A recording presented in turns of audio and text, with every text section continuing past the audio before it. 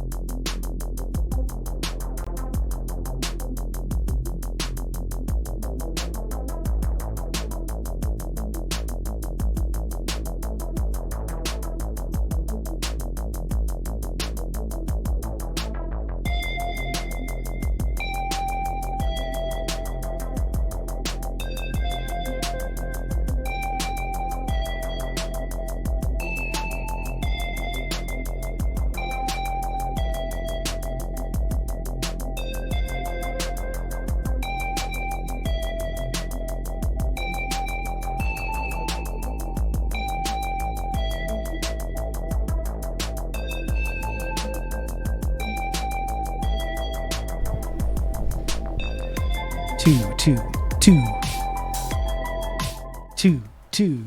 Check. Check 2. Hello. Hello, friends. That's right, Clincher.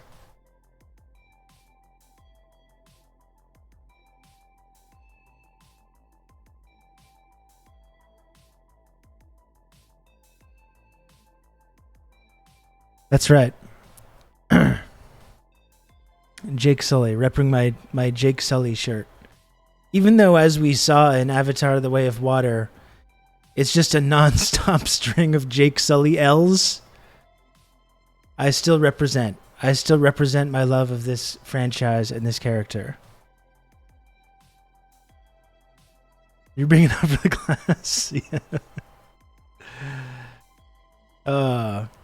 How is your stream, Lodane? Thank you for the raid. New Cold War just dropped, and guess what? We're funding the fascists yet again. What do you know? What do you know? The more things have changed, the more they stay the same. The only thing is, though, now, in this new Cold War, we have this new, rejuvenated, unified left movement that unequivocally stands against these imperialist forces. And I think we should be good to go now. We have a lot of left unity right now when it comes to imperialism and foreign policy. So with that kind of strength together, we're going to be able to overcome this thing, folks. Now I'm just going to take a big sip of water and check some of the discourse around Ukraine and China.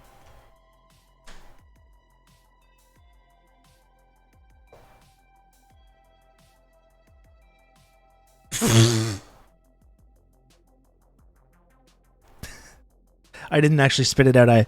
I swallowed it and then just did the sound to get the same effect. It was a fake. I'm not going to spit water all over my PC tower. That wouldn't really be... That would, even for a bit, that wouldn't really be a good idea, I don't think.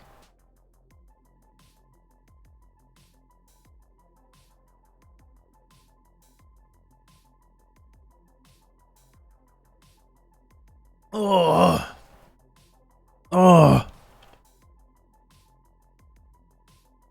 That was a big sip. Ice cold fridge water.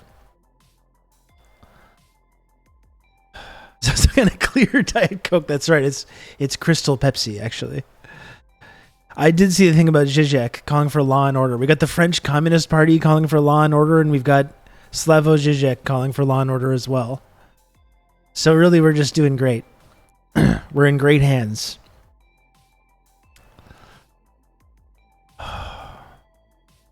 Looking up what was Canada doing in 2018 in the Ukraine. Looking up like Triple H on the apron before a match. Oh boy, but this is going to be a great subject to discuss with today's guests. Yes, that's right, we got more guests. It's been a star-studded couple of weeks over here on TRRS. We're going to be talking about this problem, this issue of, where the left should stand on these imperialist issues, and had this big split that we've seen grow very much exacerbated over the last year and a half. We're going to be talking with Amanda Yee, a.k.a. Radio Free Amanda, a.k.a. Cat Content Only, and Jorge Rocha, a.k.a. Line Goes Down. Two of my favorite people on Twitter that I've connected with, people that have a really strong critique of imperialism and are incorporating that into their organizing work, which I think something is a no-brainer that we all need to be doing, but seems to be like not somehow controversial. So we're going to be able to talk about all this stuff.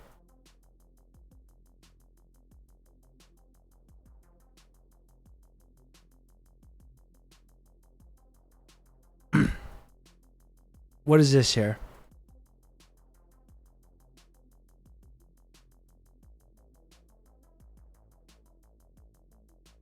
If only we listened to these guys. What's this?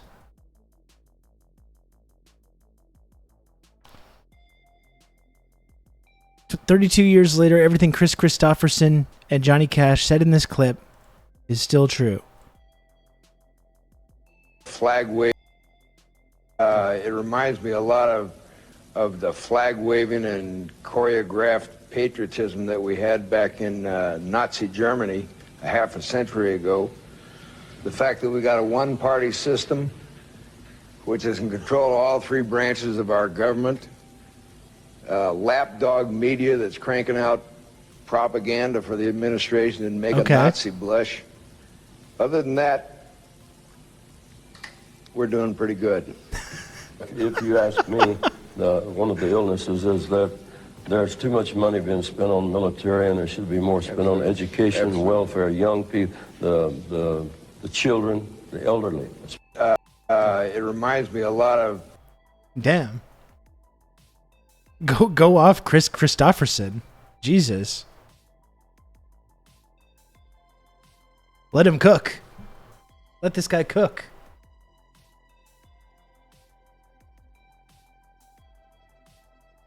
Oh, it's so hot. Socialist icons Johnny Cash and Chris Christopherson. That's right. And fortunately, the military budget started to go down immediately after that. The military budget of the U.S. is probably twice as much as what it was at that time. Remember when the Dixie Chicks got canceled again for saying they were ashamed of being from Texas because that's where the president was from.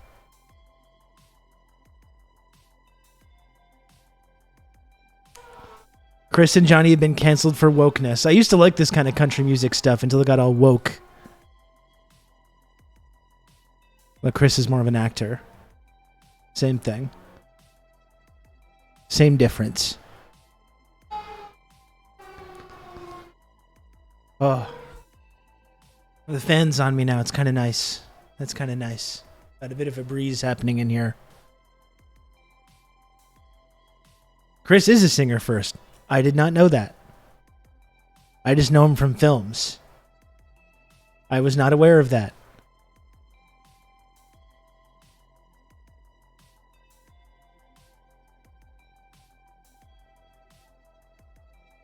Have you heard his album dedicated to Nicaragua's struggle? Apparently not.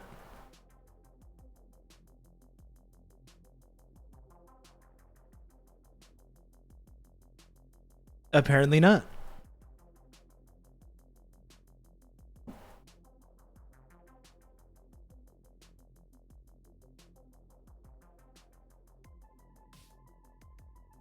Oh, you got to stay hydrated out there, friends. You got to stay hydrated. So Amanda and Jorge are going to come on the show in like 10 minutes. I'm really not... I didn't prepare any questions or anything like that because I was quite busy this morning. I was emptying out a basement this morning and reorganizing a basement and moving a bunch of shit this morning. Just drenched in sweat. Didn't even get a chance to shower before we started here. But, however, you know what? We talk about this shit every single day. I feel pretty confident in my ability to just have a conversation with them, and I think it's going to be okay. I think it's going to be all right. Fuck it, we'll do it live. We've got Jorge's running for the DSA NPC. Amanda's got a really good article right now, I believe, on Liberation News about the resurgence of America First isolationism, all kinds of stuff about that. We got Ukraine stuff in the news. We got China stuff in the news. I think we'll be okay. I think we'll be all right. Swoletariat robbers, though, covered in glorious sweat from hard work.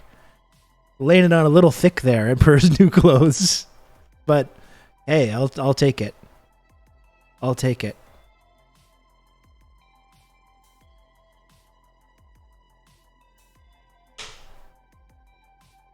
There's a little thing of drool coming down your mouth while you were typing that.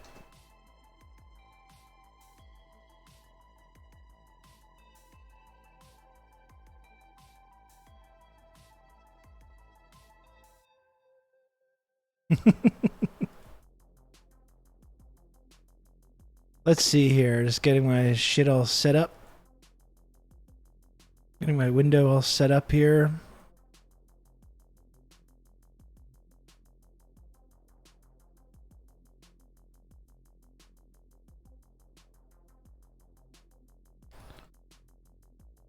Should that be centered?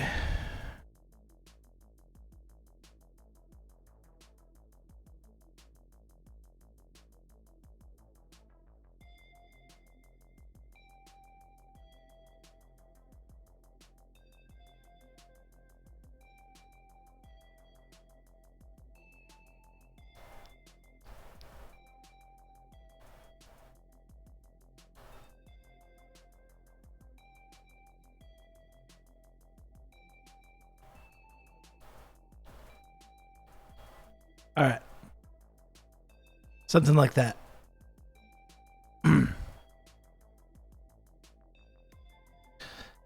Something like that.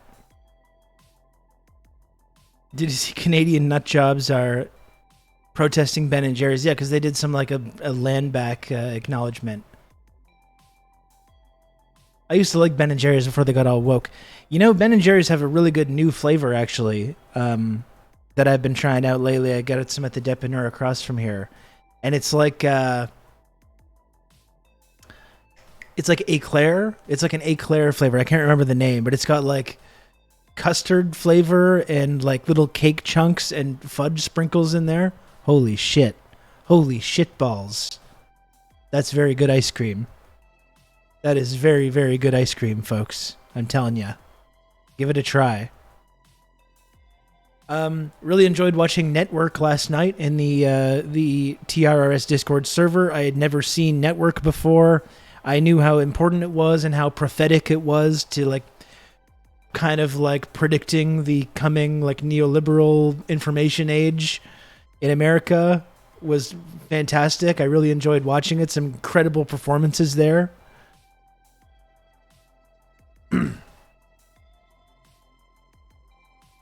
That was fun.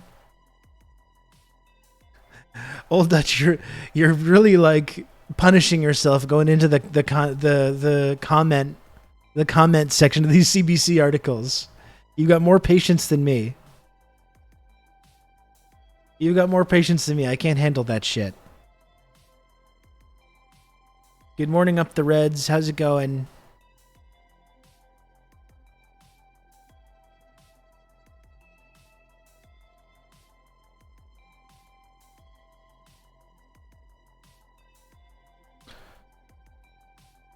The CBC comment section is extremely cursed.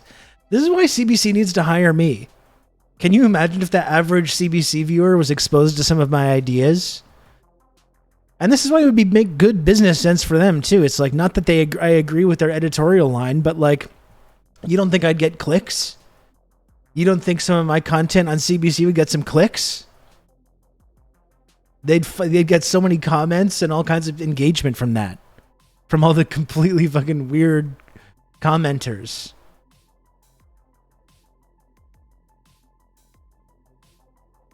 It's just a smart business move hiring me. If you're like a mainstream kind of, status quo supporting media establishment, hire Rob Rousseau. Then not only can you say like, look, we advance all kinds of different views. Look at this wacky Leninist guy, this wacky Marxist guy with all his crazy ideas. We don't agree with these ideas, but we support the marketplace of ideas. And you get a bunch of clicks. You get a bunch of hate clicks from people. Would I get death threats? I guess it depends on what the subject is. The cowards at CBC are terrified of getting shit canned by conservatives at all times. Yeah, well, that's the thing. It's like you have a guy like me on there, and then I make the rest of their coverage look like centrist in comparison, which it is. It's a win-win-win. CBC, fucking get at me.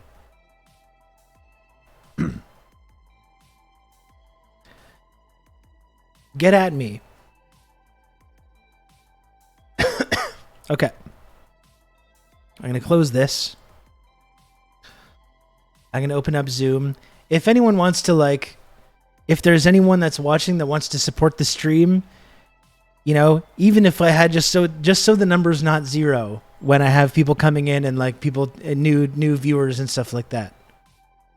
If there's someone that at some point during the stream is gonna subscribe or give subs, now is a great time to do it. And then it's like when people come in, they're like, oh, this guy's not like an amateur. There's not zero subscriptions coming in.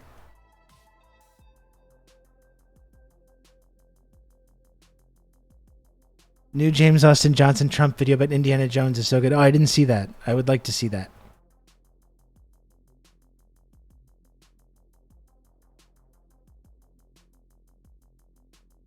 Just artificially inflate the numbers. I guess I could do that as well. You've just become an elite member of the Friendship Triangle. Plunger Man, hell yeah. Plunger Man, I love you.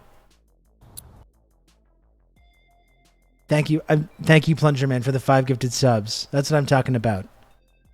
You can count on me. You're gonna have good old Rob to talk you through all this. I really appreciate that. TRRS drums. And thank you, Chimera X Machina, for 6 months tier 1. Thank you, Chimera. There we go. That's what I'm talking about. Thank you very much. I wish I could fix this. I hate how I have to artificially do the sub goal now. Jesus. Well, the thing is, I can artificially inflate the numbers, but that doesn't actually really help me in any way. That's the issue here. You can count on me. You're going to have good old Rob to talk you through all this. Wow, what an honor to subscribe before the great Ronnie Akalik joins the stream.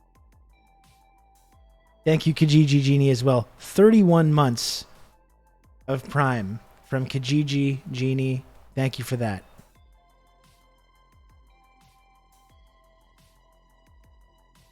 I'm going to have to make a new, even more elite sub badge. Yeah, it's not Rania. We do have to have Rania come back, but it's not Rania today. But thank you nonetheless. Thank you nonetheless. Okay, here's Zoom. Open that up.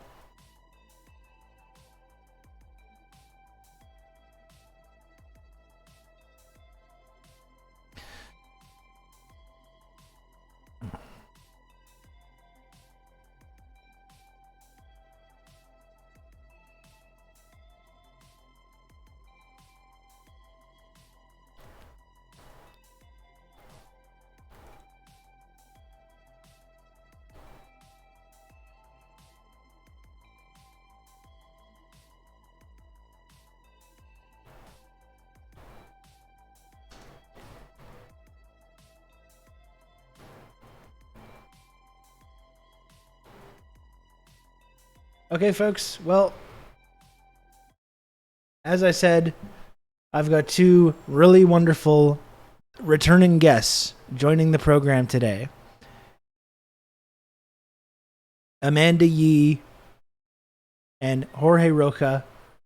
It's going to be great stuff. Here they come. Here they are.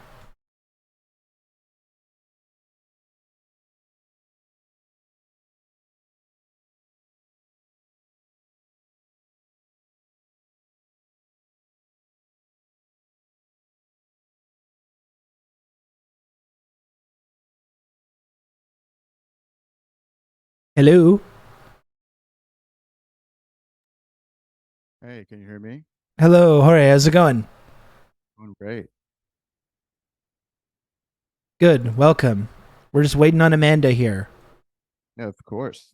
I was watching the stream before I got on, and I have to make a note that Chris Christopherson is great. He's probably the most famous person from my hometown in Texas. Oh, cool. I'm exposing my Canadianness, not knowing much about Chris Christopherson, I guess. I think I just know him from the Blade movies. I think that's my main way that I know about him. I have never seen the Blade movies, but I have never really been into the mega group that's like Chris Christopherson, Johnny Cash, and what's his name, like Huey Nelson. I think I don't remember his full name, but point is like I there's always like a huge like kind of like there's almost like a cult of personality around Chris Christopherson because he's just kind of like this Renaissance man, at least from people from Texas. He's also was a Rhodes Scholar randomly. Really? Yeah. I'm learning all kinds of stuff here. Very cool. Hey, Amanda. Hey, how are you guys? Doing great. How are you doing? I'm doing okay. It's a little hot It's so right hot. now. Yeah. Yeah, and I'm like trying to see if I can how long I can go without buying an air conditioner. So I moved into this new apartment a couple months ago and there's no AC. And right now I just have a fan on and most of the time it's been fine, but today is especially hot. But Yeah. we'll see how long I can I just hold have a out. fan as well, and it's not cutting it right now. Yeah. Jorge, can you boost your volume a little bit at all? Is that possible? Yeah, sure, I could do that. Give me 1 second. How is that? I think better. I think we're doing good. I could just put the microphone into my mouth. That works as well. Okay, well, folks, we've got Amanda Yee and Jorge Rocha joining us. Very happy to have you. You're both returning guests, but never been on at the same time. Really happy to have both of you on today. Thanks for coming on. Yeah, I'm really happy to be on again. Yeah. Great stream. I always try to catch it whenever I can. I like having it on in the background when I'm doing work, which I think I told you last time I came on. Yeah. No, I love that. Yeah, well, listen. Real quick, Rob. Yeah. It's pronounced Rocha. Rocha. Okay. Jorge Rocha. Okay, I was trying to okay, no good. Thank you for correcting me on that so I don't continue sounding silly. It's not actually Spanish, it's Portuguese. Okay. All right. Good to know. Well, bit of a mea culpa. I was super busy this morning and I didn't have a ton of time to actually write down questions or bullet points, which I normally like to do. However, I talk about this stuff all the time. I know you two talk about this stuff all the time, and we're often always talking ourselves about this kind of stuff. We're talking about the new Cold War, the new Red Scare, foreign policy stuff. So I feel confident that we can have just a conversation about the things that you two are working on and what's going on with geopolitically right now. I feel pretty good about. We're also, this is a little behind the curtain kind of stuff. We're part of a very powerful and influential China DM, which we've bonded over our unflinching support for the People's Republic of China. So we can just bring some of those conversations to the people of Twitch. Yeah, I will say that it's not as serious as it sounds. It's a Twitter DM. And yeah, sometimes we talk about, foreign policy and stuff like that. But 90% of the time, it's just us sharing memes back and forth and making fun of other people on Twitter. Yeah, our enemies. Sometimes it's tangentially China related. Yeah. Well, I think I think the best way to get the conversation started with you two, and I know Jorge, I want to talk about your campaign in DSA right now and DSA International Committee, but this is really related to that because I think and this going when you learn about the Cold War, the previous Cold War, and how the left in the West has kind of gone along over the last couple of decades, you realize that this split is not a really new thing, but you realize how I think when you talk about the Western left, how there's really a split around the issue of imperialism and foreign policy. And I think maybe, in the Trump years, that was obscured a little bit. It felt a little bit like the sort of internationalist left. I'm not just talking about America or Canada or whatever, but anyone that's living in the heart of the empire. It seemed like there was maybe more of a sense of unity around the idea of what it means to be on the left or what it means to be a socialist or whatever. And this kind of contradiction has really come to the forefront, especially over the last year and a half with the Russia-Ukraine conflict, and you see this really big split. And you could argue that going back to 2018 and China and Hong Kong, and a lot of the accusations about human rights in China as well were kind of opening salvo in this as well. But I'm just wondering, like, after the last year and a half of you two, and the work that you've been doing, Amanda, I know you do a lot of work with the PSL. Jorge, you're part of the DSA International Committee. I guess just like, I'm wondering what your feelings are about this issue and this contradiction. And how the left needs to be like more unified moving forward on the subject of foreign policy and imperialism, and what's holding the movement back from that kind of unity. Who wants to start? Big questions. Um, You want to go, Amanda? I mean, I can go either way. You can go first if you want to. Sure. So, yeah, I think this is absolutely. So when I applied, so when you run for NPC, you have to apply and do a whole rigmarole in terms of process within DSA. For those who don't know, NPC stands for National Political Committee, which is the highest leadership body within DSA. And those who are candidates, like myself, we run a campaign, and then depending on all the delegates that get at the national convention, which is in August. So basically, the way DSA works, because DSA is so large, at the national convention, people must elect representatives known as delegates to represent all the different chapters around the organization to convene at.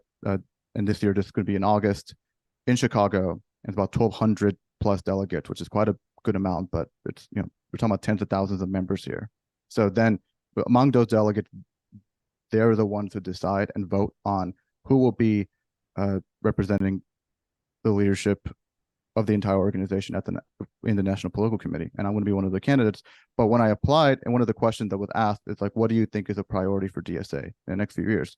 And I think DSA has done an incredible job with electoral campaign. I think I'm despite having the politics that I do, I'm a constant defender of its electoral campaign, mostly because I think it's partially, a lot of it's like, if you're worried about electeds, it's important to focus on they're a very small group of people, whether federal, whether state, whether city, and you just got to let it play out a bit longer for there to be more power built both inside and outside the capitalist state. And also same thing with like labor campaigns, same thing with like pressure campaigns. But something I thought that really need to be emphasized that is not currently emphasized at a national level is the fact that we must be opposed to a Cold War against China, period. And this is the position that the International Committee holds, that one of our campaigns is that we want there to not be a Cold War against China. Rob alluded to earlier in terms of like, say, some of my opinions regarding the People's Republic of China in terms of whether or not it's socialist, whether or not it's worth defending. That I think is relevant in terms of what I think DSA should do.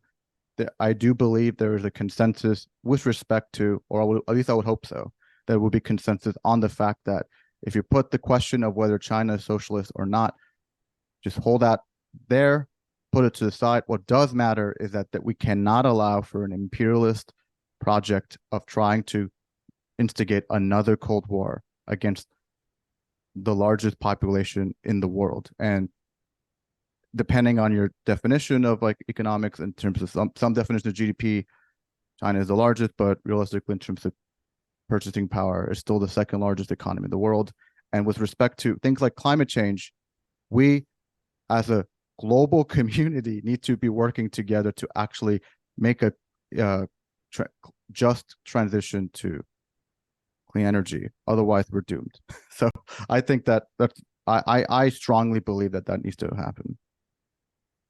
Yeah, I'll just say that, like, myself and my comrades, we've always believed that, and we've always held this line that any kind of like war posturing or like aggression toward China by the US government has led and will always lead to, it'll always turn inward toward the Chinese citizens living in the US.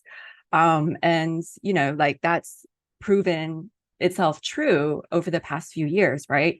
Not only have we had COVID, not only has COVID or like the rhetoric around COVID and like China's supposed role in COVID led to assaults and attacks on Chinese people within the past few years. But this like escalating Cold War has also led to the prosecution of Chinese Americans in the U.S. And this really escalated. This really started under Trump. But Biden has exacerbated it even further, and what's really kind of depressing about McCarthyism is that, it's really easy for people to condemn it 50, 60 years after the fact. But when it's happening right before our very eyes, we see that a lot of people, including people on the left, will jump right on the bandwagon. And that's exactly what's happening right now. We are seeing a new era of McCarthyism as we speak. And I think it's really appropriate because the first wave of McCarthyism, like in the 1950s, that was launched by the Chinese Revolution in 1949. And it was launched by the so-called loss of China, right?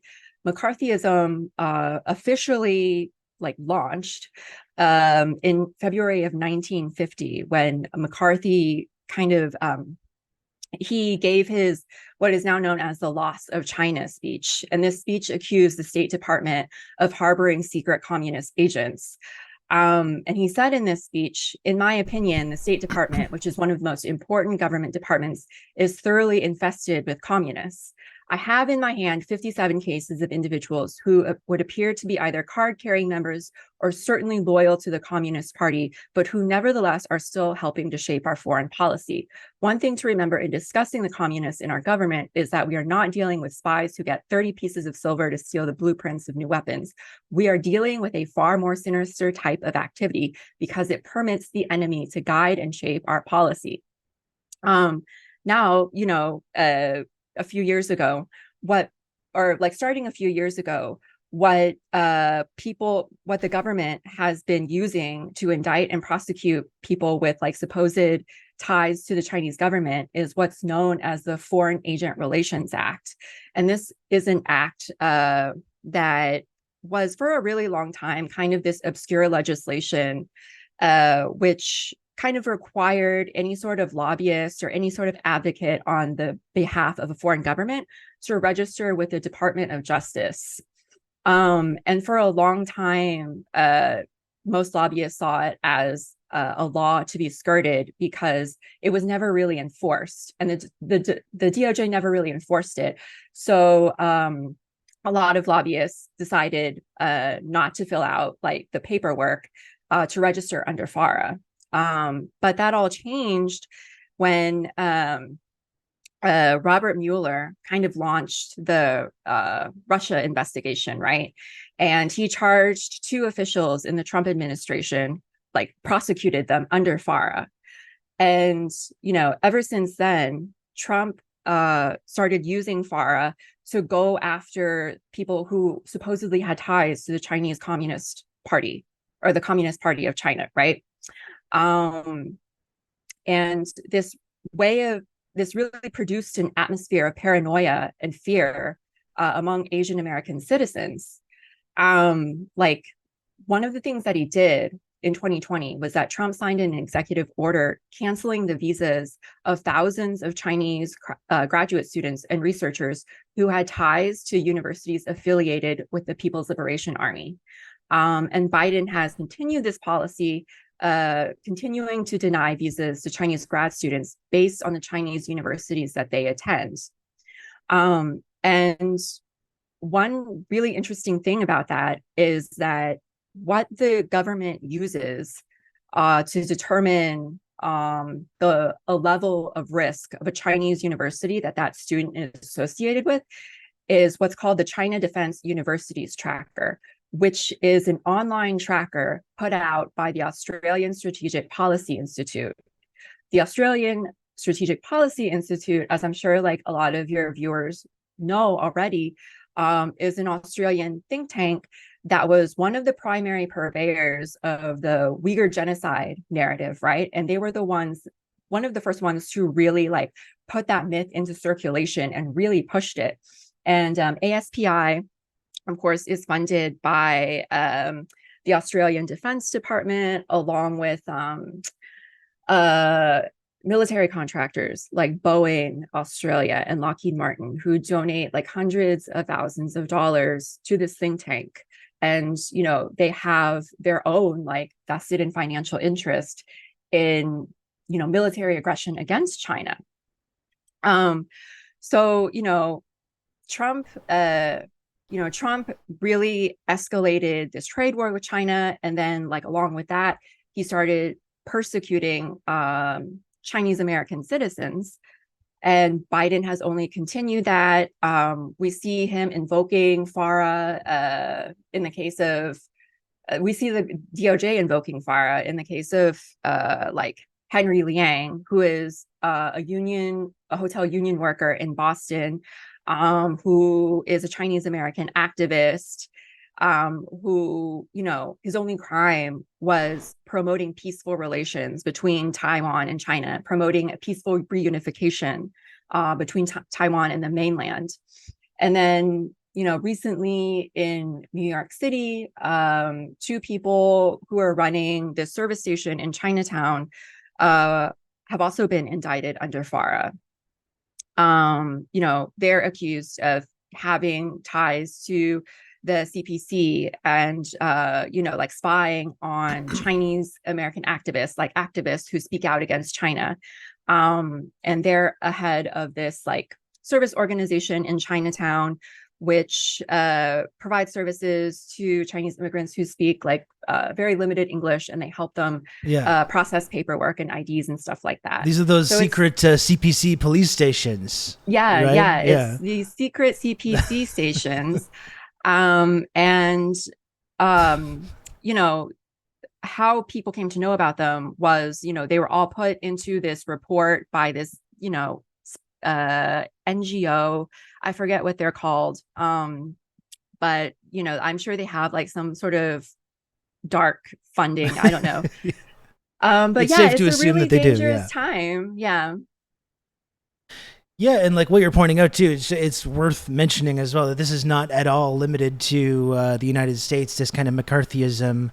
We're getting all kinds of wild accusations being made in Canada against both, you know, politicians and members of parliament that have Chinese origins, or against people like in the Chinese diaspora in Canada. And it's very strange and alarming and kind of sinister the way that this is happening, where you have basically CSIS, the Canadian spy agency, is making these kinds of accusations about MPs and about, you know, people in the diaspora community, and it just gets completely laundered through their assets in Canadian media and basically just gets reprinted as a press release, essentially. Mm-hmm. Accusing China of having some kind of like undergoing some kind of effort to influence the Canadian government, like the CPC is really like deeply implicated in these random like liberal backbenchers in the Canadian Parliament.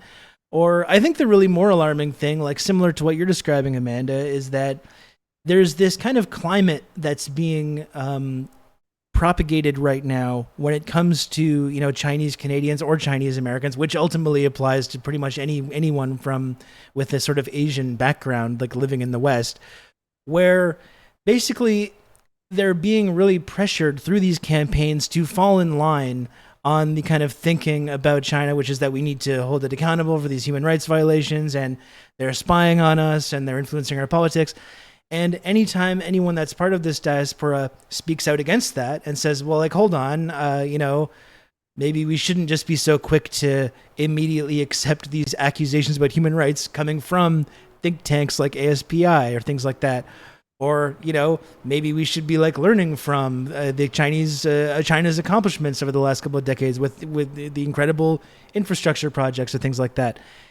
And basically, like, there's this climate that's being that's kind of in effect right now, where that kind of viewpoint, anyone that's from that community who espouses that viewpoint, is automatically now suspect and is automatically accused of like basically being influenced by or controlled by the CPC or sorry, the CCP. I get confused about which is the good acronym and the bad acronym. Yeah, I do too. Because I say CPC ironically sometimes because it upsets people so much. But it's this climate is really dangerous. This idea that like if you're part of this diasporic community in Canada or the United States, you're basically not allowed to speak out in defense of the place where you have these familial ties. You're not really able to like promote this idea that we should have more diplomatic or cultural ties, or that we should, that it's basically, if anyone espouses these views, you're accused of basically being a foreign agent or a spy or being controlled or manipulated or brainwashed by the CPC, and that's a really dangerous climate. And I think that's something that's like, it's really easy to see how quickly that can really get a lot more dangerous for people in this community. And that's why I think it's really important that people speak out about that and recognize what's going on. But a lot of people seem really reluctant to do so. Yeah, absolutely. I think it's CPC because it's Communist Party of, and then Yeah. after. But I think it really is like really unfortunate in terms of how everything plays out. But for those who are watching, like either live or later, we must remember this is not just, oh, the United States government, it just hates China or they're racist against Chinese people. I think we have to remember this is a much longer, much larger project of imperialism. And if you try to remember that that is what is occurring, which is fundamentally the United States as an entity and its ruling class, probably at least 130, 40 years ago, not sure whenever, I think it was 130 years ago, whenever the Spanish-American War happened, there was a decision that because there was no more destiny to manifest within its own borders in terms of it went from sea to shining sea, which is like, if you're someone who's indigenous, that should not be viewed as like something with pride, but rather it's like a threat. It's a rallying cry for ethnic cleansing, for genocide, in terms of like we're gonna clear out every single land of, despite us being settler colonialists, coming onto this land that already has people on it, that we're going to go from the Atlantic all the way to the Pacific. Once that occurred, once that was already happened, like by the mid to late 19th century, the ruling class of this country said, okay, well, we want the line to keep going up. We want more money. We want more profit. We want more resources, more control. Then therefore it starts expanding beyond that in terms of like I said, the Spanish-American War with regards to the Philippines, regarding Cuba, but also with Hawaii and Alaska, and continued moving forward. And this is why the United States, as well as other countries in Europe, and it's important to consider the United States as a continuation of European settler colonialism, that other countries like the United Kingdom, like France, like all the other countries in Europe who were complicit in the colonization of China with respect to the Opium Wars. And ever since, and as Amanda greatly mentioned, it's like ever since China and its people said in 1949 and defended itself in the sense of like, no, we're a sovereign nation, we're our own society, and we're going to determine what direction we want to go, because we are who we are, and we deserve to, and we are people who live on this land, and we deserve and have the right to decide what destiny we want to go forward. And ever since then, capitalist West has never forgiven China.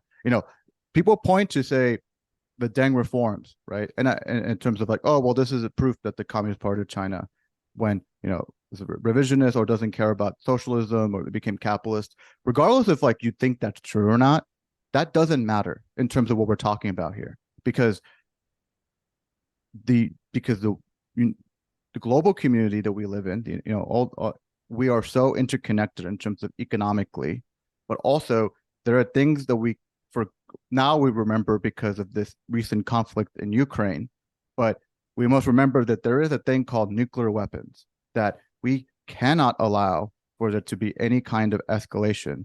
It's like people say, oh, well, do you think that nuclear weapons is like a trump card? It's like, no, this is literally true. Like, this nuclear weapons is a existential threat to humanity. If there's any kind of nuclear escalation, that there's a nuclear standoff or exchange, then it just becomes there is no end in sight, and most people will die.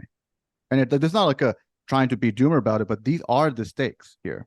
And there are also other things in terms of why we must do everything we can in terms of trying to prevent this. There are other aspects in the world with regards, like, for example, COVID. Could you imagine if we lived in a world where, say, COVID-19 as a virus, which, as far as we know, came organically from, a zoo, I forget the exact term, but spillover from an animal, in terms of, it used to be a virus that was in a specific animal species and spilled over to humans. Zoonotic, yeah. That's zoonotic. So everything we know about this is that it just organically happened, in terms of, like, this like avian flu or swine flu. This is not something unusual. This has happened many times before.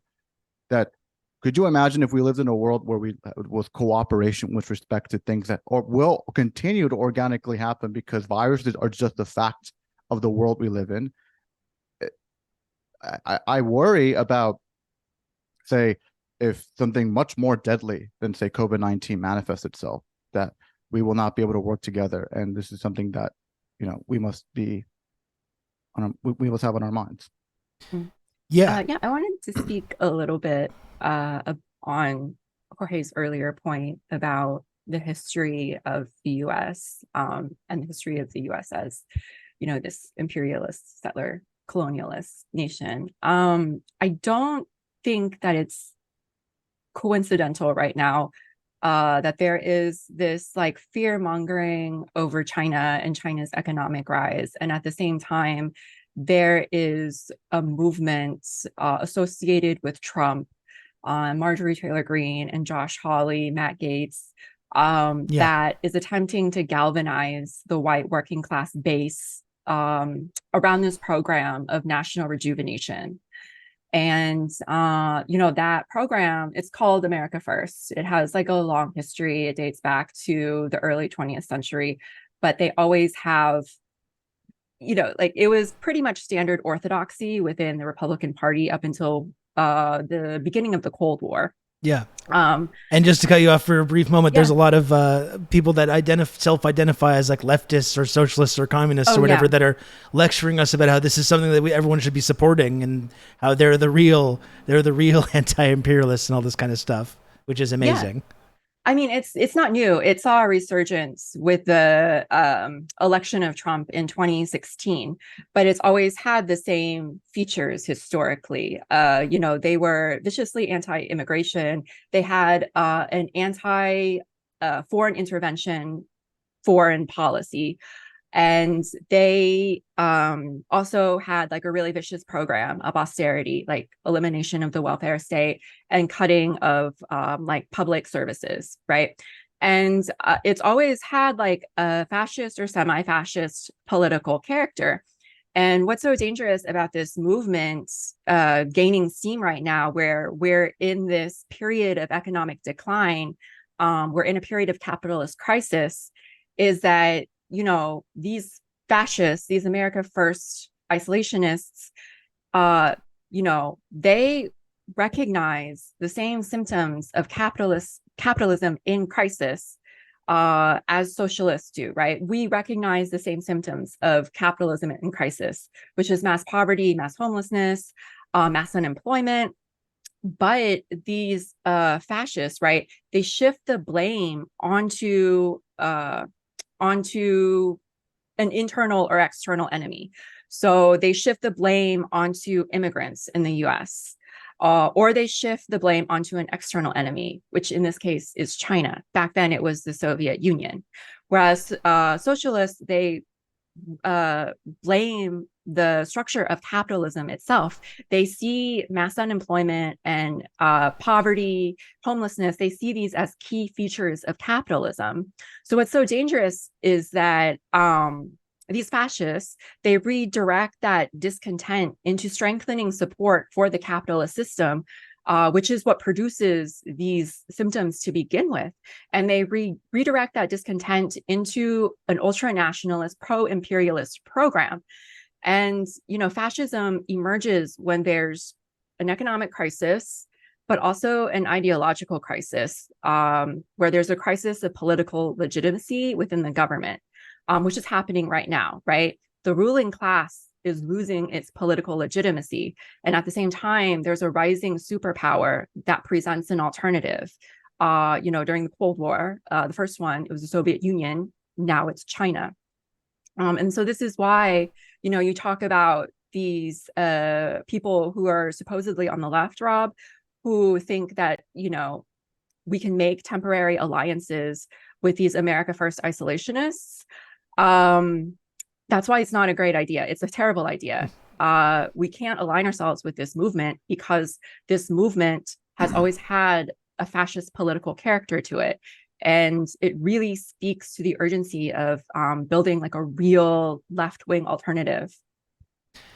Yeah, and I think one thing as well that has contributed to this is over the last year and a half, especially, there's been basically zero effort from anyone that's part of the sort of mainstream Democratic Party left, even the most progressive parts of that.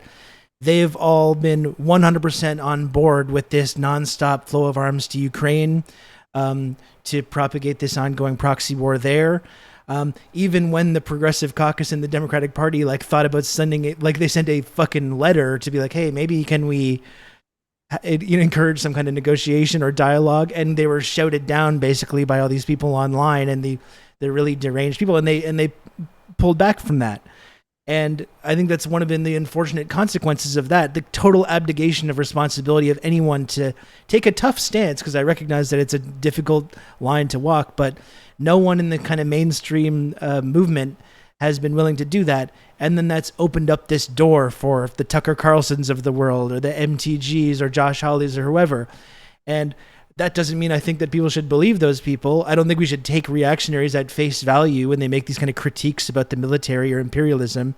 I think often of the 2000 presidential election and George W. Bush, and he was talking about he's against nation building and he's against this kind of adventurism, and how if the discourse from today was going on then, we'd have all these patriotic socialists telling us why you need to support George W. Bush, and we all remember exactly what happened.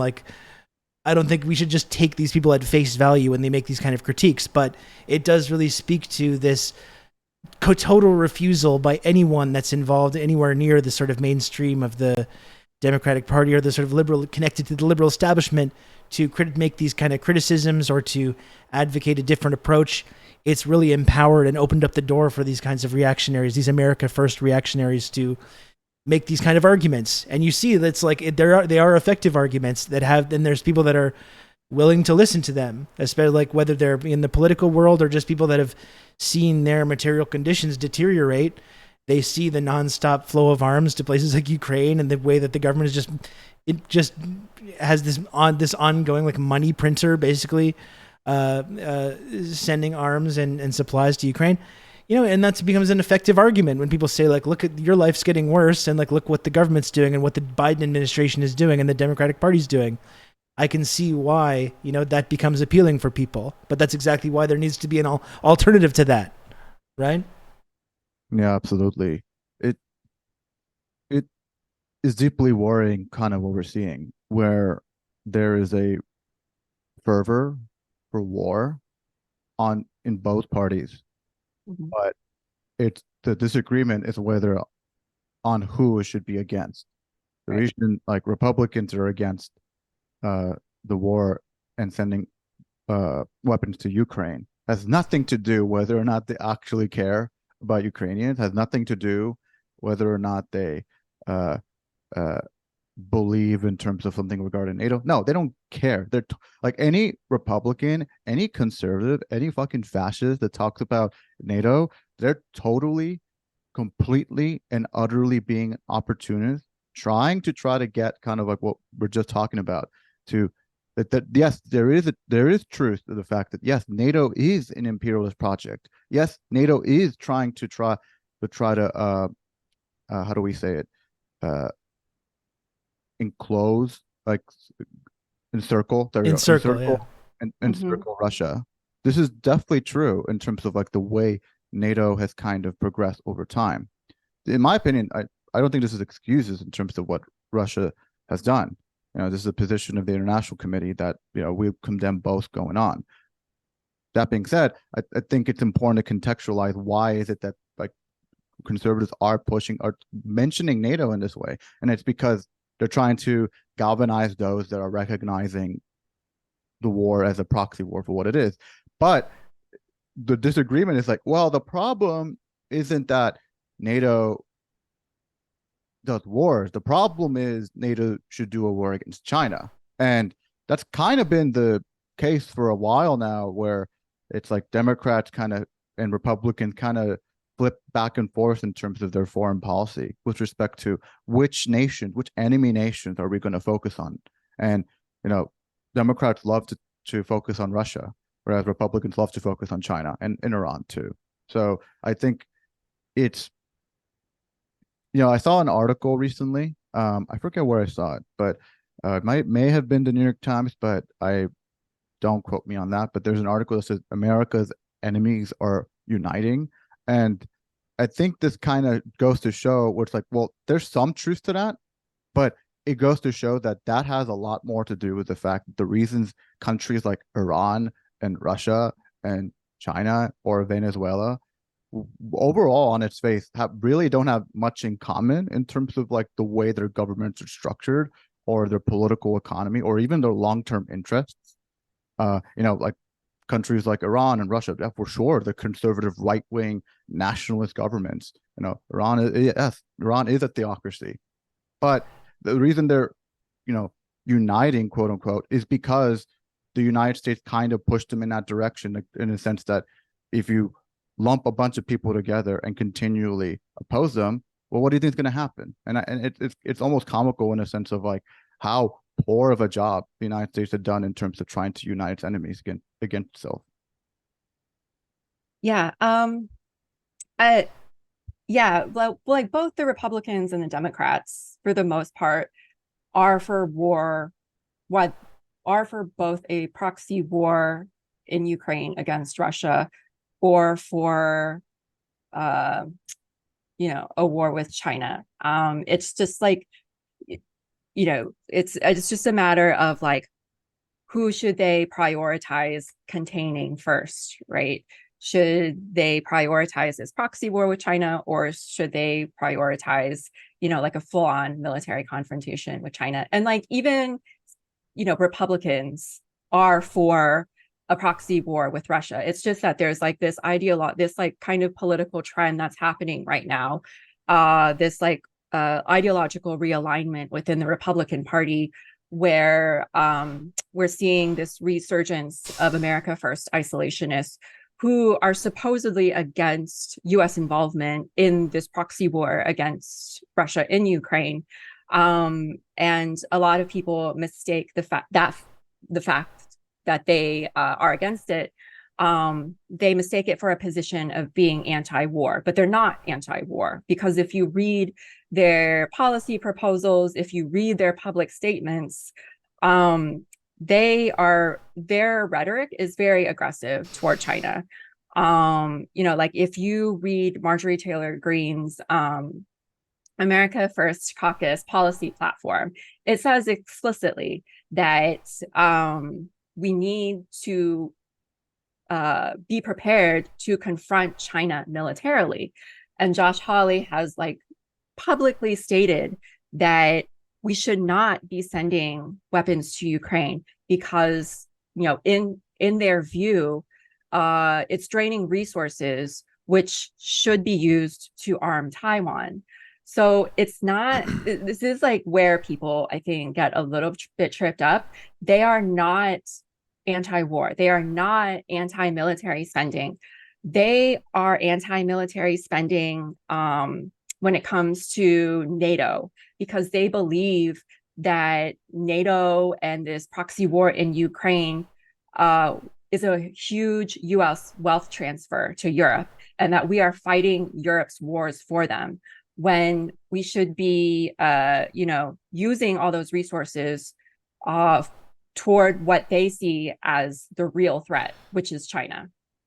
Yeah. I mean, you get the sense that some of these these are reactionaries or America First types, like actually correctly realize that this Russia-China bloc, which has been kind of like pushed together after being separate for many decades, has been pushed back together by U.S. imperialism and by Western sort of belligerence. And they recognize that like that's a pretty powerful bloc that America's going to have a difficult time defeating if they are together. And perhaps it would be best for American imperialist strategy to try and cause a kind of rupture or split again and bring Russia kind of back into their camp, which is probably it's far too late for that. But I think that might be part of the strategy or the thinking as well. And it's funny too, because you'd think this whole idea of the whole America First nationalists being kind of anti-imperialist or anti-war, you'd think that would have died with the Trump administration when Trump campaigned on this kind of thing. But when was actually in office, did not, like people say, like, oh, he didn't start any new wars, as if that's supposed to be this prove that he's this kind of anti-war figure. But he's bombing Syria. He continued to arm and fund Ukraine during that time, which led directly to the outbreak of the conflict in 2022. He assassinated Soleimani in Iran, which very nearly kicked off fucking World War III there.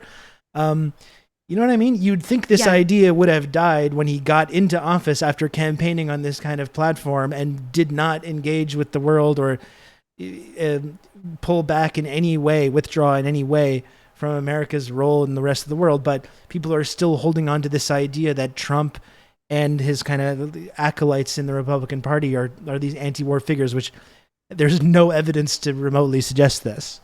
Yeah, that's a really common argument that I see a lot. And it really blows my mind that this argument that Trump is like a genuine anti-war or anti-imperialist president, because the only way that you can see him as such is if you ignore the entirety of his foreign policy record, right? He almost got us into a war with Iran by ordering the assassination of Soleimani, as you said. And it was only through the restraint of Iran that we, didn't end up in a war with them, which would have been disastrous. But I mean, yeah, he also escalated a lot of the drone wars that Obama started in places like Syria, Somalia, I think. Yeah. And then, he also escalated a lot of the sanctions and deepened the economic warfare on places where the U.S. was already sanctioning, like Venezuela and Cuba. Or restarted the sanctions against Iran after the Iran deal. And honestly, like sanctions are really, it's 2023, right? Sanctions are really the weapon of choice in terms of warfare now. Like now we do this kind of economic warfare because the killing is much more silent, right? There's not like the drama of, bombing. We're killing people in a much quieter way through starvation and like denial of medicine and disrupting food supplies. Yeah, I think it's important to mention too with what you're just with everything you said, Amanda, is like not only that, but under the Trump administration, there were multiple coup attempts that happened. Mm-hmm. Now, one could argue, well, that we don't know the full story. Completely agree, but I think it does goes to show that there were these coup attempts that happened in Latin America. One in Venezuela, which we all laugh about it because of how ridiculously terrible it was done, but it is, we have to take that very seriously. I mean, people of Venezuela did not think it was a laughing matter. They thought it was like a very serious attempt in trying to overthrow their government and their like the democratic elected government. But also in Bolivia, there was a coup.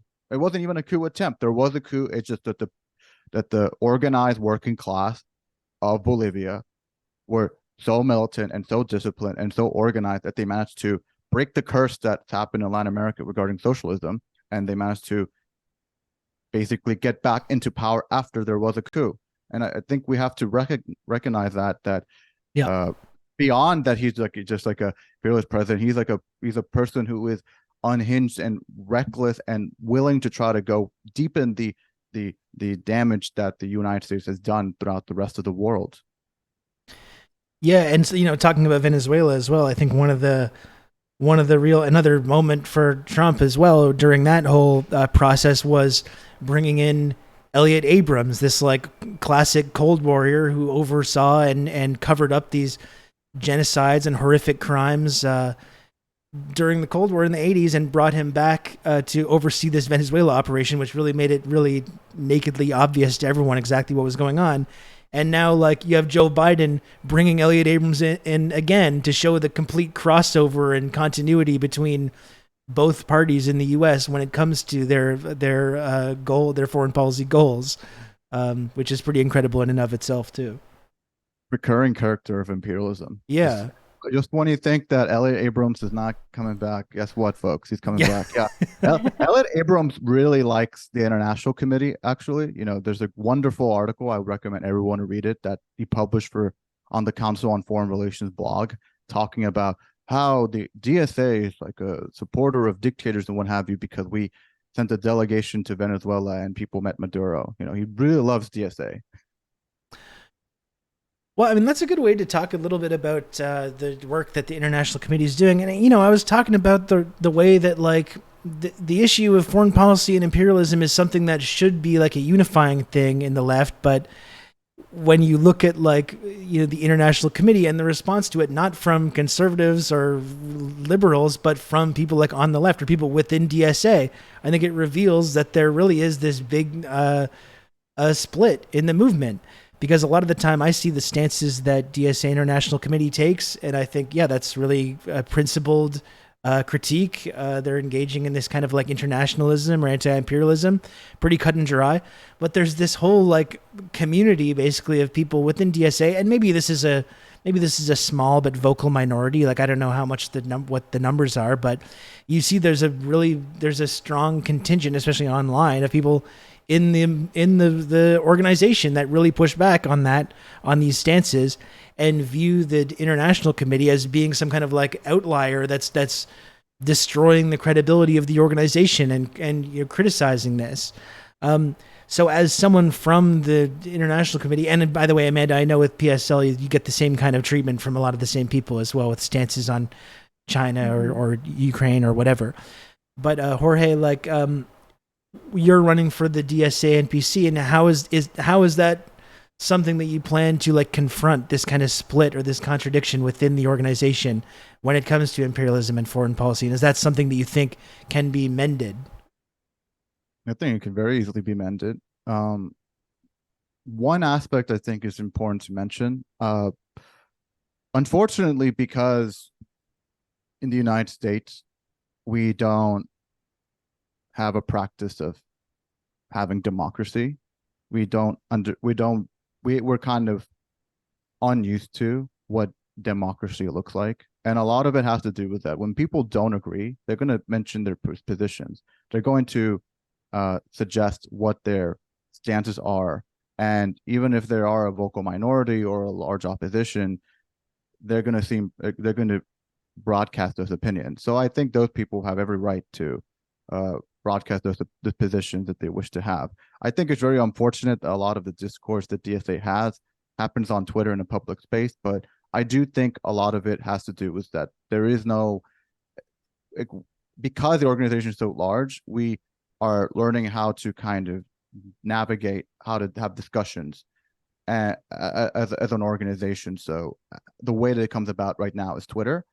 To answer your question in terms of like whether it's like a large group of people or not, I mean, this is kind of like it's a mystery for anyone. People are going to suggest that their side is going to be the majority or the minority or what have you, but I think the only way that can kind of indicate that is what is that occurs at the processes like the National Convention, but also other places. Regarding the International Committee, I mean, I think it is important to mention that the International Committee is not a rogue formation within DSA. It is a national working group of which it is subservient to the National Political Committee. Every commission, which is the formal term for all the working groups and committees at a national level for DSA, are all meant to be an aspect of, like, the national political leadership. This is supposed to be the highest leadership of the organization. So a lot of what we do, if there is in fact, like, we deeply care about trying to create consensus. This is why, say, for instance, like we have the positions that we do. Like I mentioned, like people may not agree about, say, the validity of, say, whether or not, say, the Communist Party of China is a socialist party. That, I think, is irrelevant to say what does a socialist party in the U.S. with a big tent of tendencies in terms of socialist tendencies within, what should we do? And in my opinion, I think the primary thing that we can control is what the United States government can do in terms of, like, what, again, we don't have control really or power really to stop, say, sending weapons or to stop drone strike. But because we are people who live in this country, that is the most effective that we can be. And so this is why positions like no Cold War against China is something that's so focused on. But also within the international community, it's like a few hundred members. There's a lot of votes, a lot of discussion, a lot of meetings, and deep care in terms of trying to make sure that we're trying to create consensus here. So I think those who perhaps don't agree, one, I think they're just saying they don't agree. I think they have every right to have that opinion. I obviously don't agree with them. But I think where it kind of gets out of hand, in my opinion, is when, say, it goes into suggesting that there is no democratic process making within the international community, which is a total either misunderstanding or kind of misrepresentation. And I would say that I think it is overcomable. I mean, a lot of members that I speak to regarding the international committee, they are in favor of a lot of what we do because of this aspect. It's like we are trying to say, like, there's a careful balance of trying to, yes, there are, like, these more, quote unquote hard left or parties that are out there like Venezuela, but also we are trying, because it's a Big Tent organization, we do deeply care about, say, GSA in terms of a lot of the things that we're trying to push for. To be transparent, yes, we are aware a lot of the things we're trying to push for is for social democracy. Yes, we know this. Trying to tell us that doesn't change anything. We know this. We're intentionally trying to do it because we believe, at least in this moment, social democracy is the current path of which people can rally around, because people are not really at a position where a revolutionary politics makes sense. If that becomes an opening, people like myself would push for that. But I currently, as it stands, like, a social democratic project of reforms is like the way we can build power. That being said, the reason I mentioned that, because then it's like, well, this is also why I say we support, say, Venezuela, but also we support people like Boric or Lula. And I think it's important that we should try to talk to all the left-wing parties that are either in the strongest opposition or are in government. Why? Because we want to learn from them. We want to learn how to build power, and we want to learn how to actually, once we're in power, what that means, but also solidarity. There's an international movement. Well, Amanda, like, what do you think about this? Like, I know one of the accusations that gets thrown around against, the DSA International Committee or against PSL is this idea of, like, campism. Mm-hmm. And, like, oh no, we shouldn't be supporting either camp. You're getting pushed into this kind of thing where you're just, because you're anti-imperialist or you're anti-Western, you're getting pulled into this supporting this other camp. But it seems to me, when you see these forces of imperialism kind of gathering and, promoting this kind of escalating Red Scare, this escalating new Cold War against China, it seems to me that, like, sitting on the fence and being like, no, I'm against either. I'm especially if you live in the middle of the empire in the US or Canada or whatever, I don't think that's a really helpful position. If you're a socialist, if you're an internationalist, I feel like you kind of have to pick a side on that. And then it doesn't really help anything to kind of take this holier than thou, neither Washington nor Beijing, similarly in the previous Cold War. Not that every single thing that happened in the Soviet Union was perfect or great, or that mistakes didn't happen or contradictions didn't happen, but this neither Washington nor Moscow approach then was an incoherent position and an unhelpful position then, similar to the way that kind of position is today when it comes to China. Yeah, I mean, I think there are a lot of individuals and a lot of groups that are really committed to not wanting to side. Well, they say like the US is bad, but also this other government, whether it be China, Venezuela, Cuba, also is bad and it has its faults. And what that does is it ends up like paralyzing you into this position of just like total inactivity. And you are paralyzed to not be able to do anything at all, right? And I agree 100% with Jorge's point that like, you know, we living in the heart of empire, it is our responsibility to push back on our government's policies against other countries, because that is what we have the most power and the most ability to do. And in order to do that, we have to build like a real mass movement, right? And that is our responsibility as people living in the belly of the beast. You know, and every time, you know, some kind of protest erupts in, you know, like say Cuba or Venezuela, you always see these like people who stake out this third position that isn't really helpful to anyone. And I think we all remember a few years ago during the Cuba protests when there were a lot of people, you know, like unhappy about the way that the government had handled COVID, right? And you saw a lot of these people take that, you know, kind of third position, which like, what does that really help? Who does that really help? You saw the same thing with Bolivia, by the way. Jorge mentioned Bolivia. There was a lot of people, oh, it's not a coup. Oh, Morales was going beyond his powers. And there's the thing with the term limits. And you had a lot of people downplaying this coup when it was happening, even though it was really obvious to anyone with like a basic understanding of imperialism and foreign policy that it was. But like you're saying, people were taking this third stance, saying like, well, let's not throw around these accusations of a coup right away, you know? Which Yeah, in not the case helpful. of Cuba, they were saying that, there were a lot of people unhappy with, the way that they couldn't access certain goods and like the economic situation in Cuba, which of course is like a real feeling, but, these people were like laying the blame on the governments. And people in the US who like supported these protests were also laying the blame on the government. But, like what is the primary contradiction here? It's US imperialism and the fact that the US imposes like a really devastating blockade that really prevents Cuba from accessing a lot of materials to be able to like have like a really functioning, flourishing economy.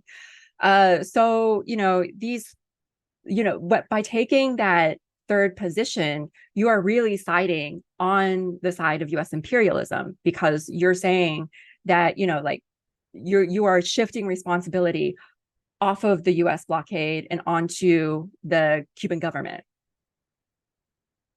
I do think there is like a careful balance too with respect to some of the discussion. I mean, obviously, I think this DSA probably takes different stances than say PSL does in terms of like.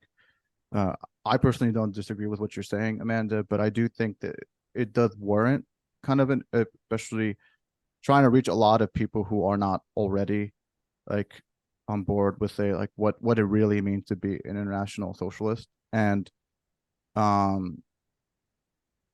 least in terms of what we think. So the balance, in my opinion, I think is like because Americans are so inundated with like propaganda and they so believe that an important aspect of the concept of America, it's something I think about all the time. Like, well, what is the United States, right? What is it, right?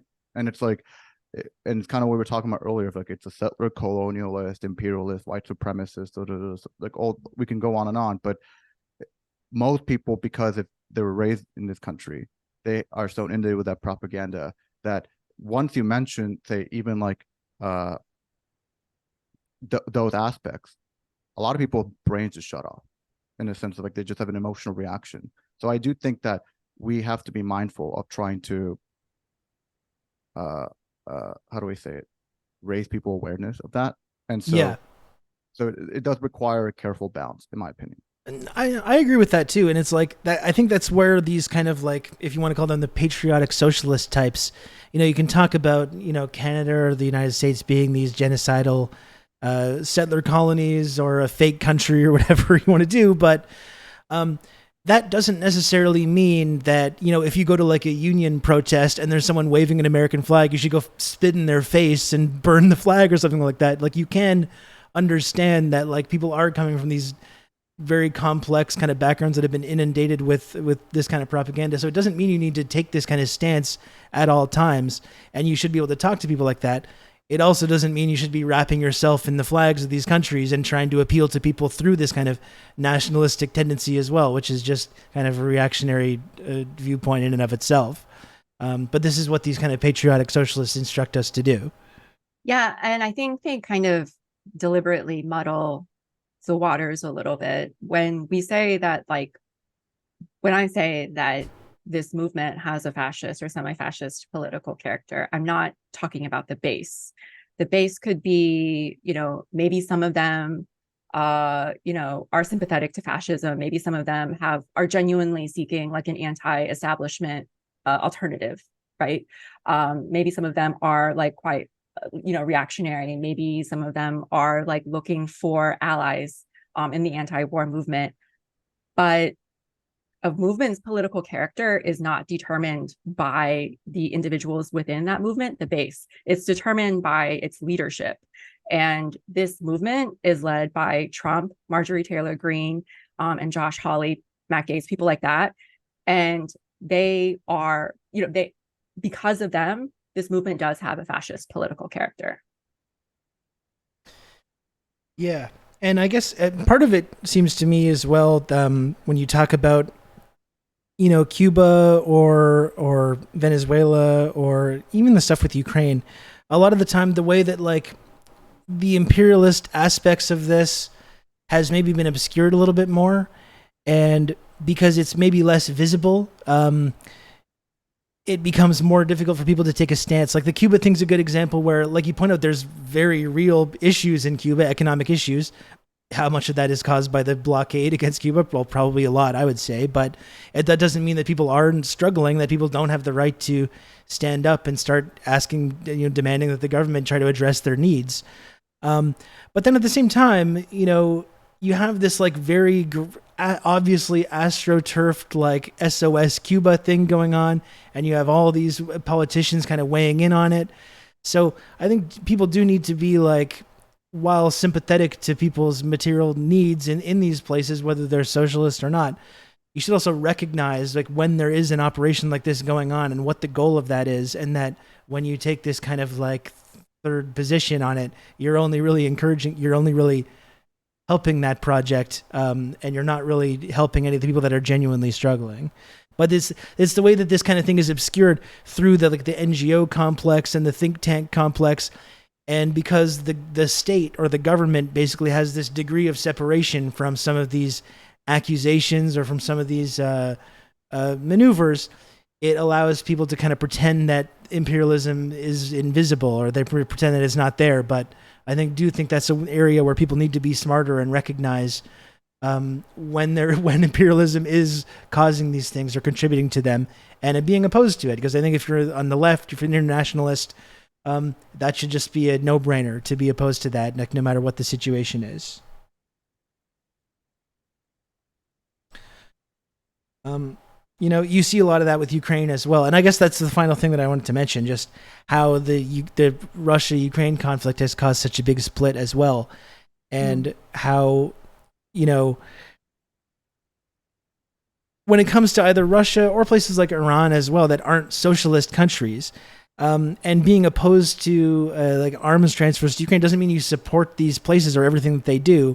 But again, it's something that seems to me should be a no-brainer, which is to support NATO proxy, just to not support NATO proxy armies. When you see NATO funneling money into this or arms into this conflict, like you have to understand, if you're on the left or anyways, that there's something more going on there, and it's not that NATO got it right this time, or that they're doing so to promote sovereignty or human rights.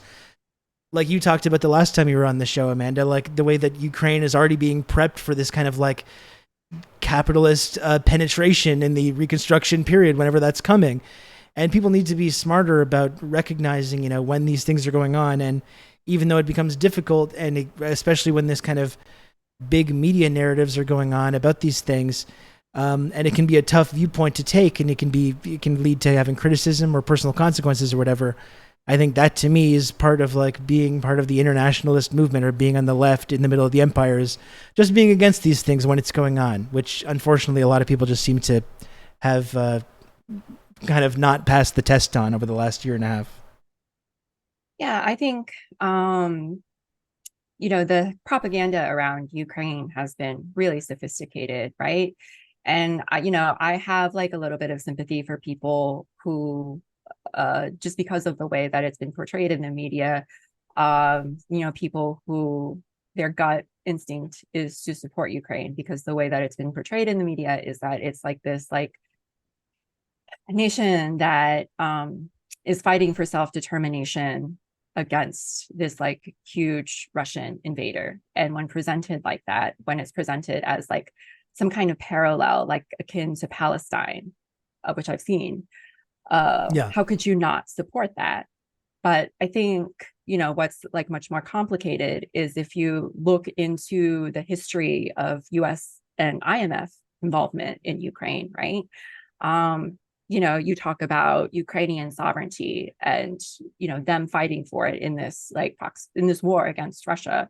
Well, I mean, Ukraine hasn't had sovereignty since the coup in 2014, right? That was like, there was a phone call of Victoria Nuland and like a diplomat to Ukraine, and they were like pretty much planning out who they were going to put in positions of power.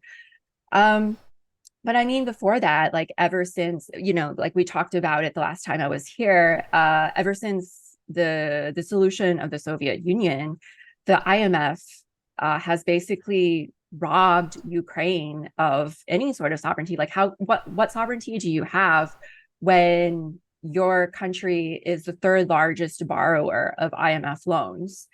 And you were one of the poorest countries to come out of the dissolution of the Soviet Union. And like every few years you need another IMF loan, and then that's conditional upon it's conditional upon the government slashing labor laws, eliminating the welfare state even further, eliminating public spending, eliminating pensions even further. How can you talk about sovereignty when you are under the thumb of the IMF like that, and have been for almost over 30 years? Yeah. So that's what like people don't really take into consideration when they're talking about this war.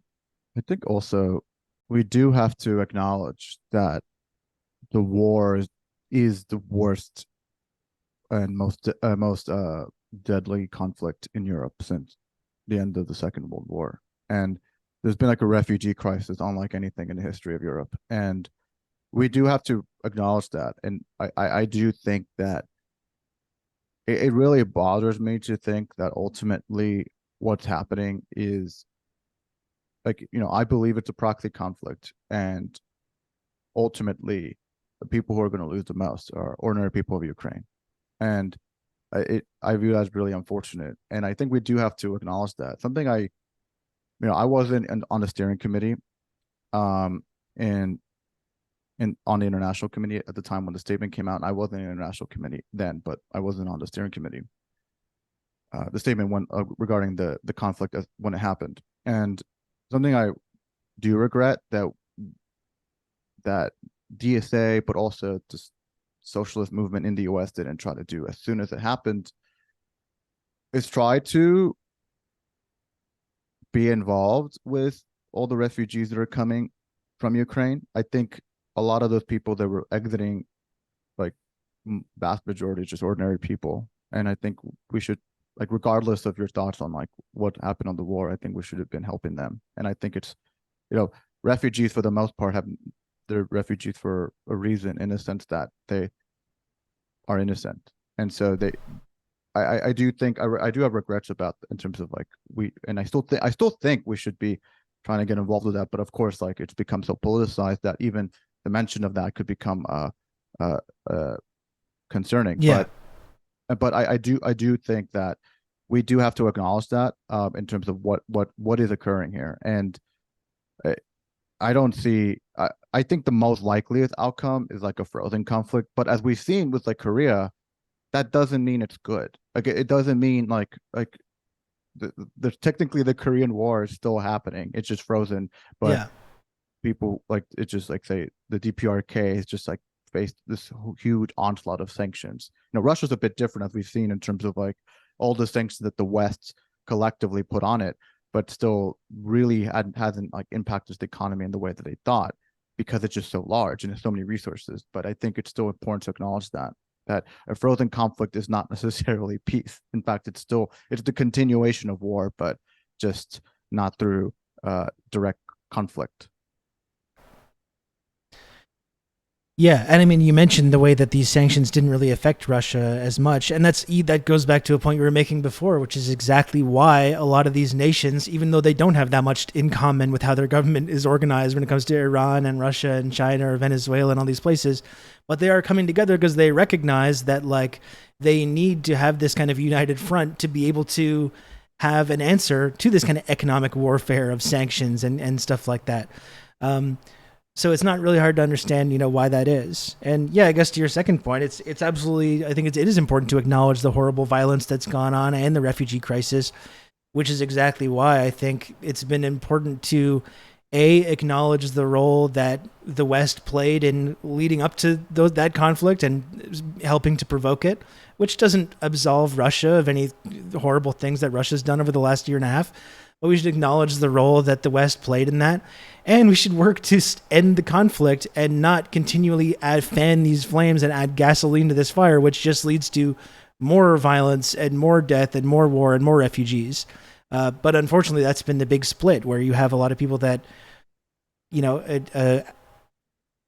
claim to be kind of part of the left, but who have like spent the last year and a half advocating why we need more arms and why we need to support NATO on this. And it's just, for me, it's been kind of a frustrating experience to see this kind of thing just continue to go on for the last year and a half. And really for the last year, I mean, in terms of actual territory there in Ukraine, it's could have ended now a long time ago and had a lot less bloodshed and violence, but people have been cheering it on. And I think that's been a really kind of unfortunate outcome for everyone, but especially for people in Ukraine that actually have to live there. Yeah, I also want to acknowledge, I saw in the chat people were saying like, oh, well, people did try to reach out to these refugees, or a lot of them, because they were raised in a post-Soviet Ukraine, that they have a negative opinion of socialism or communism. And, I totally buy that. I definitely think that probably most of them don't have a positive opinion on socialism. But, people are coming in with like, they don't have shelter, they don't have food, they don't have like any permanent place to stay. It's like, dude, just because they're anti-social, does that necessarily mean that they shouldn't get that? I think the answer is clearly yes, they do. They deserve to have shelter. And how else are they going to change people's mind if they if we want everyone to have housing, we want everyone to be, have the need that they meet, that are met. So how are you going to convince people to want socialism, even if they're against it, if you're just going to deny that? I think we, a lot of our work in terms of if in organizing and in trying to create a new world is that you just have to eat shit, man. Like, you just deal with it. It's like, even if someone hates you, like, but they're not actively trying to defeat you, but they just don't like what you stand for, but they're just an ordinary worker. Guess what? What matters more is you try to get workers together with other workers. That's the most, that there are two classes in society. There's a small minority that is organized, the ruling class, and there's a majority that is unorganized, which is the working class, which we're all part of. So we should try to keep trying to organize the disorganized class that we're part of. Yeah, for sure. And just to like add another point to what you're making, I don't think like back to kind of laying the responsibility where it should, go. there is certainly like a strong current of anti-communism in Ukraine. But again, the US has its hand in that as well, right? Just through, since the dissolution of the Soviet Union, they were just like pumping NGOs and USAID money into these post-Soviet states like Ukraine, so that they could intentionally shape civil society into accepting more of like this bourgeois pro-capitalist ideology. So, like even that itself, like the particular anti-communist political currents within the country, like again, all roads lead to the United States. As usual. And yeah, and like I think that's a good point as well. Like what we were saying, how the idea of Western imperialism has been kind of obscured by this like NGO complex. Or you talked about the Euromaidan as well, which has people gotten tripped up on as well, saying, well, no, that's not a coup, in the same way that they said Bolivia wasn't a coup. And they point out the fact that there are these very real democratic movements that are part of that, but then they ignore the role that the West obviously plays in promoting a specific outcome out of that very real kind of like organic movement that comes from there. And that's something that I think people need to be smarter about.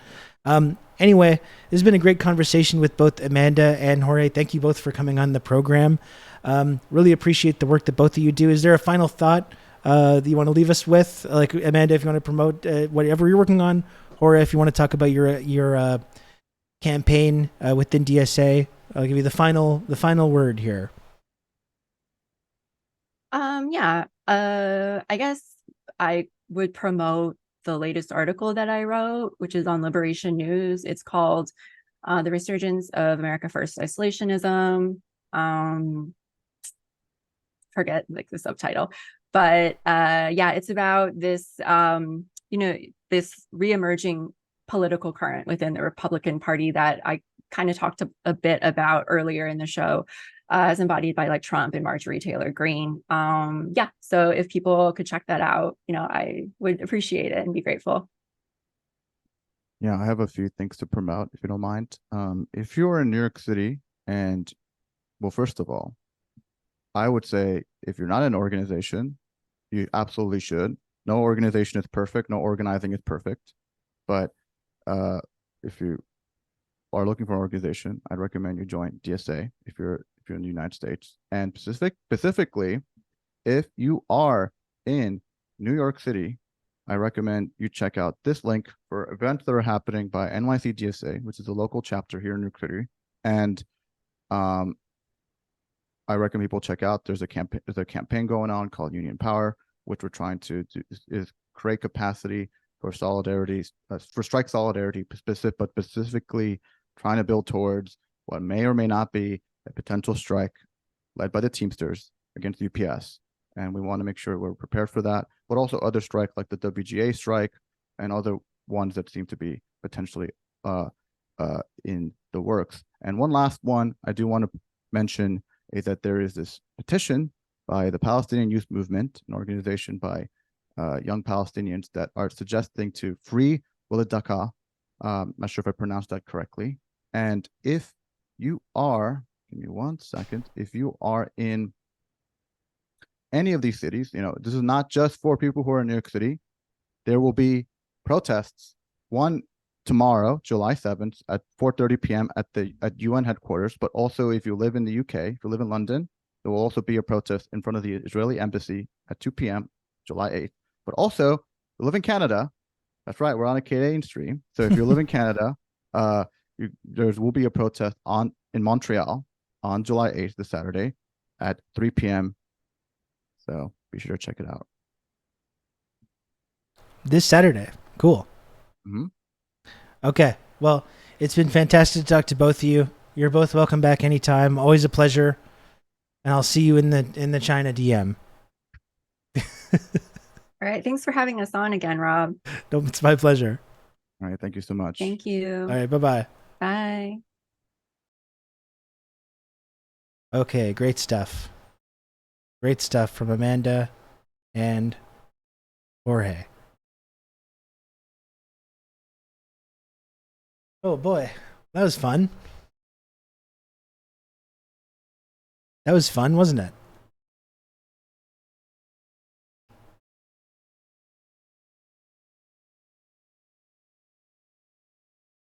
I was a Steely Dan fan. That's right.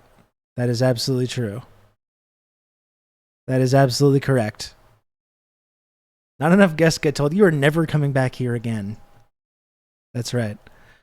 Oh, and thank you so much to Fart Party 69, one of our most valued community members. Thank you, Fart Party 69, for the gifted sub to Radio Free Amanda. And thank you to GMO Radio as well for the gifted sub. Very much appreciated from both of you. Want me to untime out the Ukraine flag and bio users so we can focus on them? Not really, John, to be honest. Not really. I don't think that was someone that's going to have their... I doubt it's someone that's going to have their mind changed by our arguments about the Euromaidan or NATO proxy armies. Maybe another time, but I also have to go soon, so I just don't have a ton of time to like really get into the nitty-gritty on that. Yeah, maybe another time, definitely. But I don't think right now. And for once again, folks, since I do have to go fairly soon, I got to go in about 10 minutes. That was a fantastic episode, a fantastic conversation with Amanda and Jorge. And please, folks, if you enjoy this content and you enjoy... Kind of weird you have to specify your sponsor isn't Raytheon. Well, it doesn't. A lot of think tanks and NGOs seem to have this problem being sponsored by arms manufacturers. So I like to make it clear up front that that's not what we're about over here. And it's actually a good segue to talk about how we're not funded by arms manufacturers. We're not funded by any state, either in the West or elsewhere. This program is 100% entirely funded by the wonderful and generous TRRS community members. So folks, if you enjoy the kind of conversations that you heard today, no NED funding. No, absolutely not.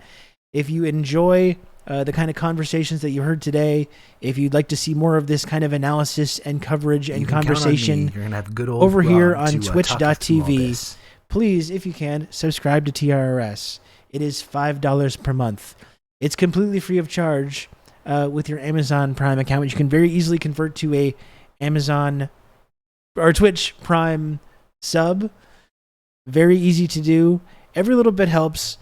And if you do subscribe to this program, you do, of course, become part of Twitch's only two-dimensional triangle-shaped friendship access and trickle-down clout tiered reward system. It's the only such system that exists right here on Twitch.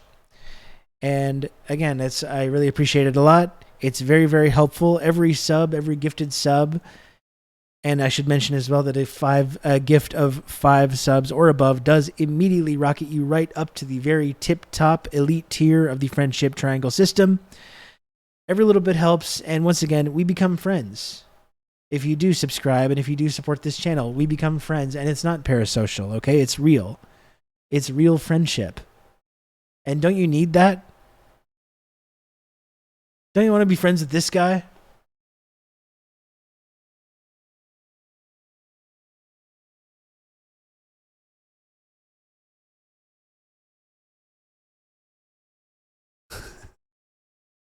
It's real. That's right. Please say my name so I can go to sleep. Hello, Quinn Better. It's great to see you in the chat. Sorry, I couldn't acknowledge you. I couldn't acknowledge you before because I was talking to people.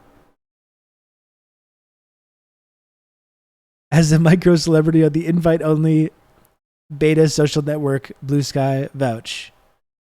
Marty, I always knew you were destined to become a niche internet micro celebrity, and we love to see it.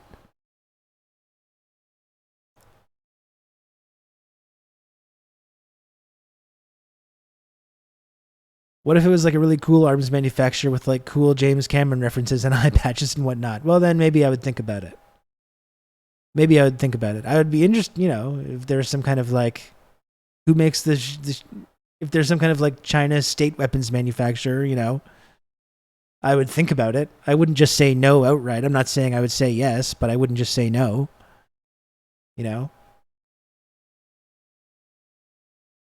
I'm finally making progress on Luna Oi's book, and it's phenomenal. Yeah, that's on my list.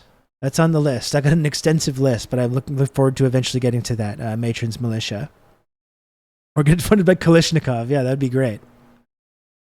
So my main sponsor is Rain Energy, Total Body Fuel, and Kalishnikov.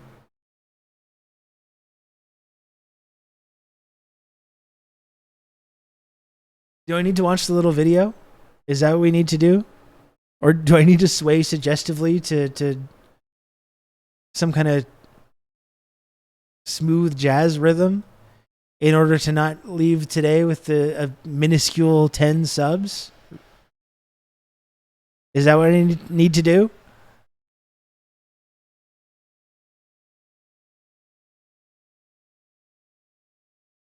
It must be in MIDI form.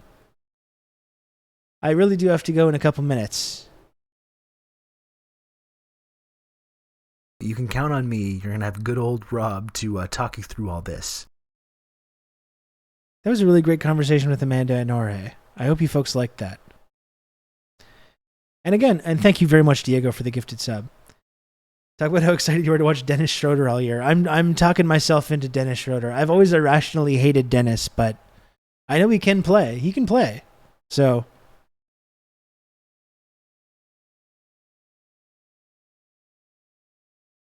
I've already talked myself into it.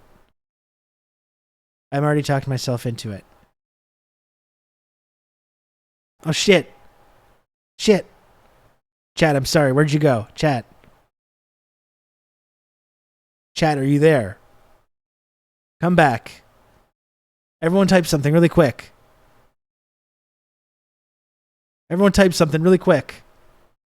You can count on me. You're going to have good old Rob to talk you through all this. He can't see me sub Peepo giggles. Are you joining the DSA? I'm going to join the Democratic Socialists of Canada, actually. No, I don't think I'm going to. I don't think I am going to do that. I probably should join some kind of organization, but Canada, unfortunately, I think is a little limited in terms of like what the options are. You got the Communist Party of Canada, which we've covered has been a kind of a big mess. We got like Fight Back, which is like a trot thing. We don't have a ton of options here, unfortunately. And thank you, M. Howell, as well for the sub. 2 months. Thank you for the 2 months tier 1, M. Howell. I appreciate that. So I don't know. Sometimes I feel like a bad socialist because I'm not part of a revolutionary organization. Well, in Roll Debunk, this is the thing. You're saying DSC is Zionist. Okay, that's the thing. Because I was talking about DSA and like I realized that there's like it's a big organization with a lot of different viewpoints. That's why I like to talk a little bit sometimes about what DSA International Committee is doing, because I think they take a lot of really bold stances on imperialism that I think it's important to promote that.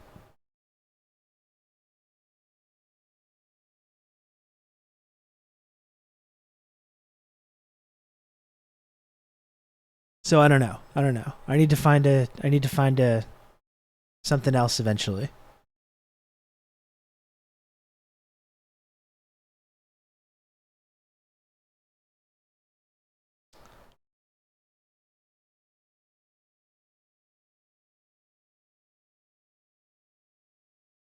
So do any other fine folks?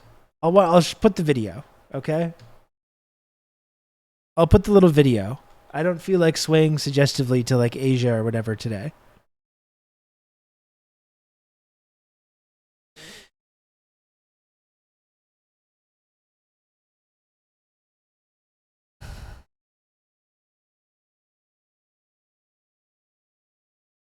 Oh.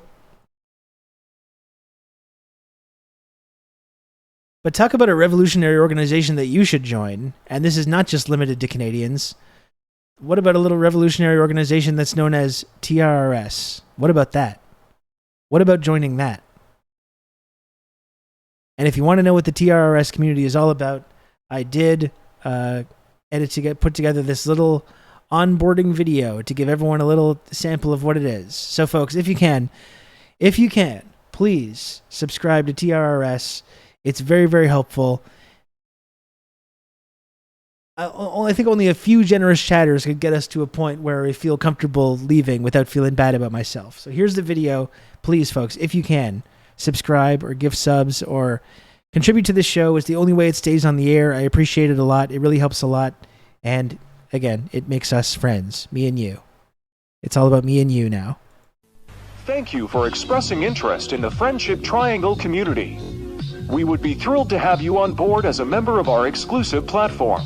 As you may know, the Friendship Triangle is Twitch's only two-dimensional, triangle-shaped, friendship access and trickle-down clout, tiered reward system. Today you have an amazing opportunity to join the base level of the Friendship Triangle system. Once you are part of the community, you'll have the ability to rise through the ranks and achieve higher levels of access and rewards. One way to do this is by gifting subscriptions to your fellow members or by inviting your friends and family members to join our community. As you ascend the tiers, you will be exposed to a range of new and exciting benefits, such as exclusive content, advanced features, and access to our elite community members. We are confident that you will enjoy all the perks that come with being part of the Friendship Triangle. However, we also want to remind you that not all friends and family members are to be trusted, especially those who may not support your new lifestyle. That's why we encourage you to focus on building meaningful relationships within our community, where you will find like-minded individuals who share your interests and values. If you have any questions or concerns, please don't hesitate to reach out to our team. We are always here to support our members and ensure that your experience with the Friendship Triangle is enjoyable. We're glad that you are considering joining the Friendship Triangle community. We look forward to seeing you rise through the Chaos Zone and all the way into the Elite tier. It's not a cult. So, folks, I got to go in a minute. I got to go pick up my kid from camp. And then I think I might go swimming or go to like the splash pad or something because it's very, very hot.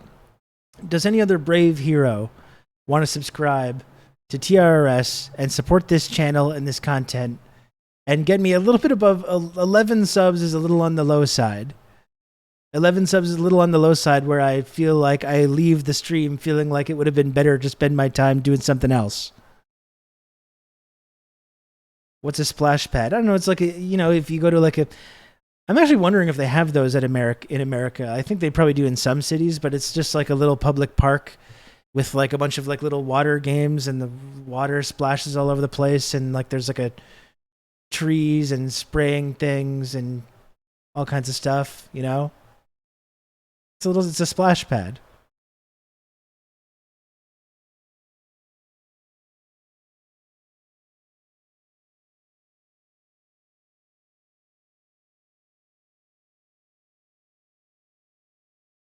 You don't have those in America?